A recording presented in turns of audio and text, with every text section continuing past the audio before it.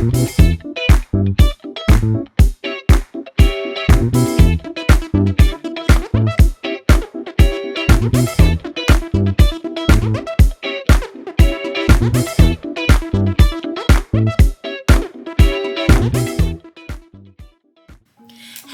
everyone, how are you?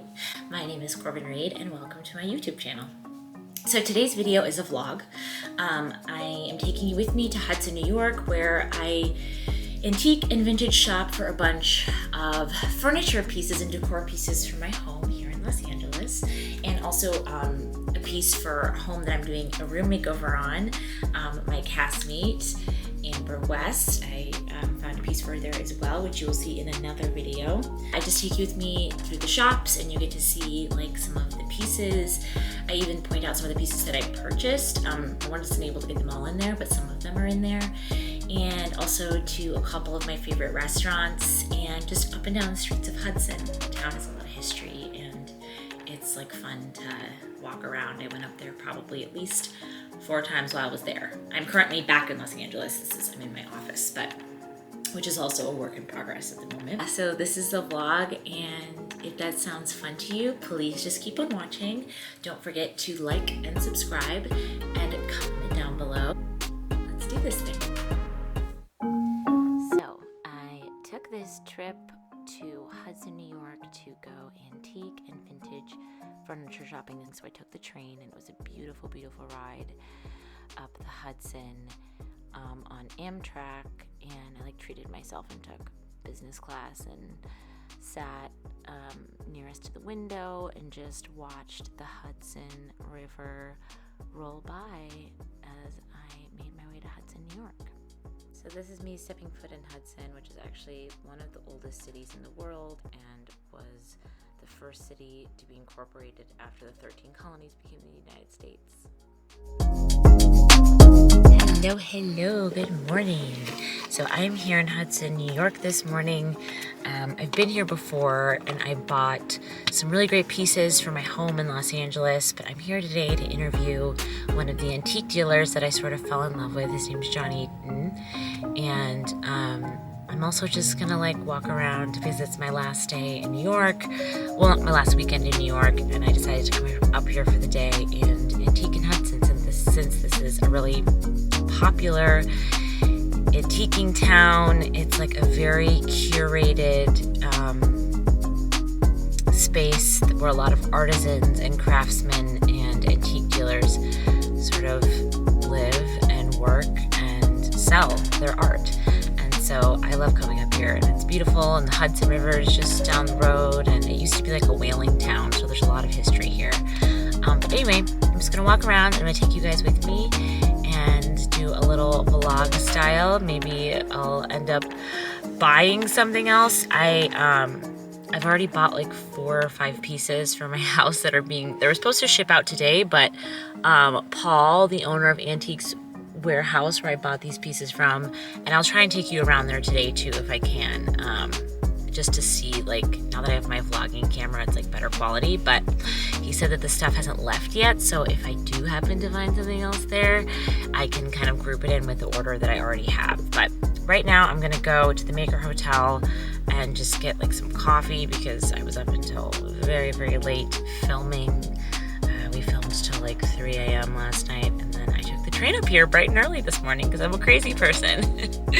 So I'm just gonna take you with me into the Maker and not be too weird, but I'll just kind of show you the hotel. It's really, really beautifully decorated and lots of antiques and stuff in there as well. So let's go have a fun day in Hudson. It's a beautiful day today. So this is Warren Street.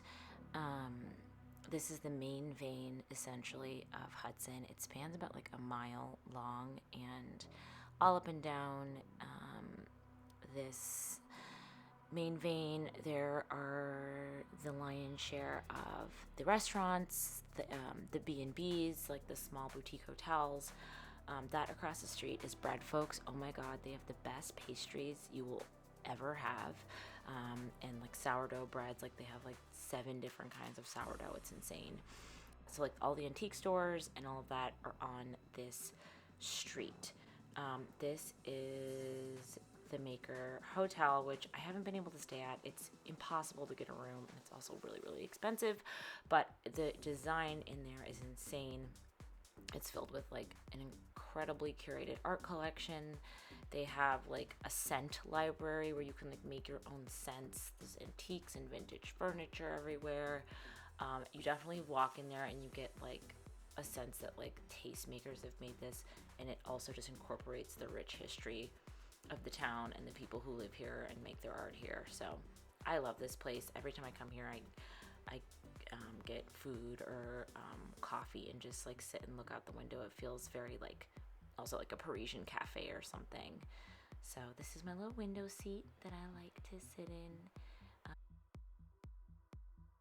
So this next spot is called Finch, and this store is owned by two gentlemen. I've stalked them a little bit. I met one of them. One of them used to be head of sales for Yves Saint Laurent and Carolina Herrera and Vera Wang, and the other one bought like handcrafted items from like Europe. And so their shop, to me, is one of the highlights, major highlights of Warren Street. They just have impeccable taste. And it makes sense because they, you know, their influences in the luxury fashion world and all of that. So I loved coming in here. Their prices are a little high. But there are a few things that, there was like a lighting fixture that I was looking at that was like more reasonably priced, and some of their decor items are a little bit more affordable. But you know, antiques, to me, you buy them as an investment, and you buy them knowing that if they were cool like hundreds of years ago, they're going to be cool now. And if they've lasted this long, they're made to last for hundreds of years to come. Whereas like if you're just buying something from like a big box store or Wayfair or whatever, it's not going to last as long. So it is an investment. Also on Warren Street, people are paying for markup of rent and the real estate, but I just love coming in here because, again, it's very well curated, and you can just get some great ideas about what to look for elsewhere.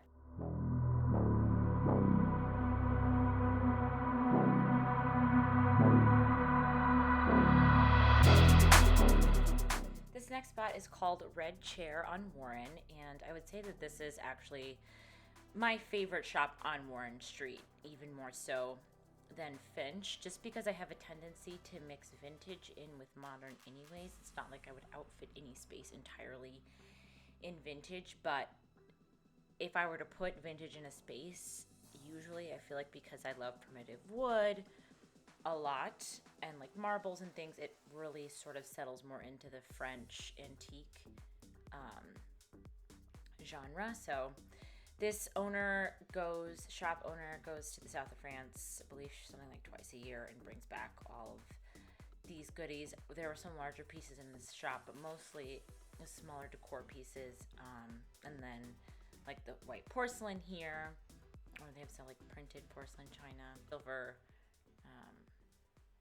servingware is what I was trying to say. I really thought this set too was really gorgeous, this painted wood.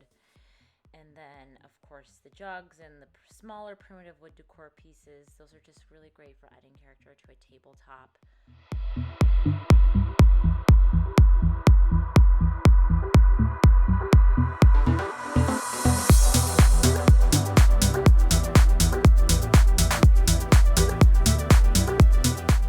And my most favorite thing is when you have aged wood and then you put like a really clean slab of marble on top, and all of these are aged marble, so they're not like shiny and new, and they have all of like marble is porous, so it takes on the life that sits on top of it. And she had a lot of those pieces in her shop. Of course, this wood dresser was really beautiful. The patina on that was gorgeous. I also just like coming in here to see the way things are styled, like these iron bowls on here, or this vessel sitting on top of this dresser with the gold gilded mirror behind it, and the greenery coming out of it, which is very inspiring. And then, of course, the vintage breadboards are super popular for people to put in their kitchens. The stools are very popular, the antique age primitive wood stools. I have at least 3 or 4 of those in my house of various shapes and sizes. But the vintage breadboards, well, they're just easier to kind of lay up against a wall in a kitchen, and you see them layered, and they add so much character to a room. So I've been seeing those a lot being used by interior designers. And then one of my favorites was the antique French linen tea towels, and just the French linens in general. A lot of these are from the late 1800s, early 1900s. I actually had ended up picking up a couple of these that, if you watched my video right before this, the kitchen and living room haul, you would have seen them. And then she had a bunch of antique buttons, which I thought were really fun. You could put these on like a coat, or they could be fun to just like frame and mount on a piece of like not parchment paper, a beautiful piece of handmade paper, and then have them framed. Could be a really beautiful art piece. Hi! And then there are just some wearable French linens as well. They're just made differently. They don't make linen like this anymore, so I was oogling those. And lastly, she has a whole yard in the back full of wrought iron outdoor tables that are topped with, again, aged marble. It'd be a really beautiful way to have dining in your backyard, matched with these iron chairs. It's just really, really pretty, and obviously very durable. And the more they're exposed to the elements, the more beautiful they look. And last but certainly not least is Antique Warehouse. So I bought a bunch of items from the owner of this shop. His name is Paul, and they actually, as I'm recording this, have not arrived yet, but you're going to see a bunch of them in the pieces that I got from him in room makeovers once we get into the content that I'm making here in Los Angeles. These vintage jugs are so fun. He has so many of these. They're very like English. You see them a lot in like French design as well, and they're great for shelf styling. This settee, he reupholstered it, and I wanted it so bad. I was trying to figure out somewhere to put it in my house. I just don't have the space, but I would have loved it. He has so many of these aged wood pieces that are truly just one of a kind, and the patina and the wear in them, just, you can't replicate it. And it just adds so much soul and so much life to a room. I got a dresser similar to this. It's mahogany. I was hoping I would be able to show it to you on the floor, but it had already shipped and gone away. So fun fact about Paul, the owner of this warehouse, is he does a lot of the design of the shops and the restaurants in town. The restaurant you'll see me at later, he did a lot of the lighting design and just in general provided pieces for them to furnish their restaurant with. So I think it might be I didn't know that the first time I went there, but then I spoke to him and I was like, oh, that's probably why I like this place so much, because the vibe is like so curated and so beautiful. But he also is a furniture dealer for Marvelous Mrs. Maisel and Pretty Little Liars and so many other movies and film. So that's a fun fact. This piece here actually ended up being purchased by my castmate, Amber West, who I'm going to be doing a guest bedroom makeover in her room. I convinced her to buy this. She said she needed a console table for storage, so it's on its way, and you'll see it in another video. And then this coffee table book was just really inspiring and pretty. It looked a lot like the pieces that were already here. This piece I think would be really cool, styled honestly in a covered porch as like a gardening station. I love how the baskets were arranged on top of here already. It sort of helps you see if you had some like herbs sticking out of them. This would be really beautiful in an office space. It's a wood filing cabinet, but just look at that patina. Like, it's just so much life and character. This cabinet was really beautiful as well. This china cabinet would look great in a dining room or an office or anywhere that you want to display books or decor pieces. Another beautiful dresser. he has a lot of these very tall sort of apothecary style filing cabinets that I was drooling over but have nowhere to put. This was a really great work table, like a farmhouse style work table. What does the tag say? 1800s, yeah. Gorgeous. These butcher block islands are so incredible, and they can go for like $5 grand on Cherish or First Dibs. His were under $1,500 depending on the size, and they would be so great in place of a kitchen island and add so much charm and character to a room. I thought these painted trunks, these weathered trunks, were really beautiful all together. I'm not really sure what kind of space they could go in, but when they're all stacked up, they look really, really pretty together. This wardrobe caught my attention as well. This would be so beautiful in a bedroom or a guest bedroom. Kind of reminded me of The Lion, the Witch, and the Wardrobe. You go in there and then you get transported to a magical land. Another aged wood piece with marble on top. I think that might be my favorite.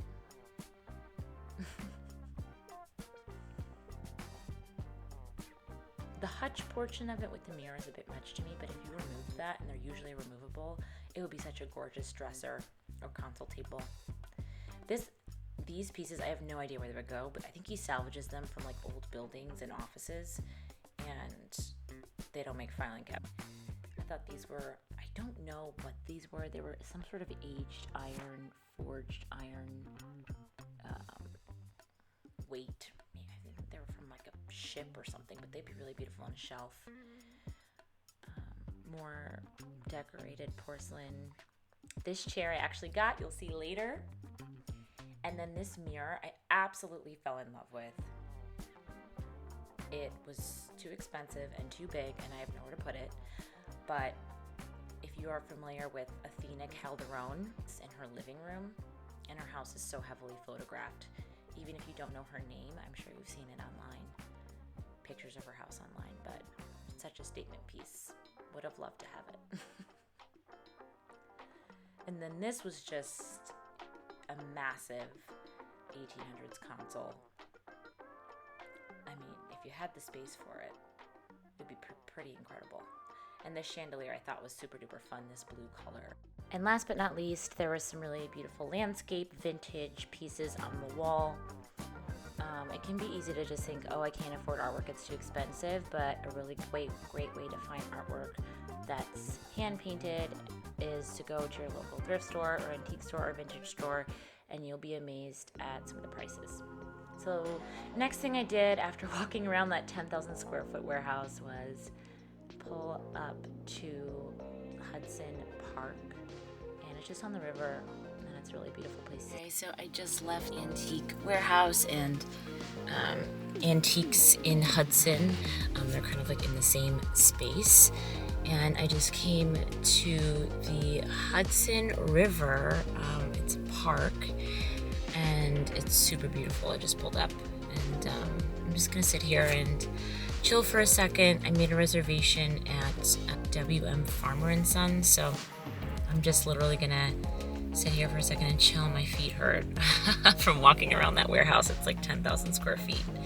So I'm gonna sit here and chill, and then go to dinner, and then I'm gonna get back on the train and head back into the city. But this was a really cool day.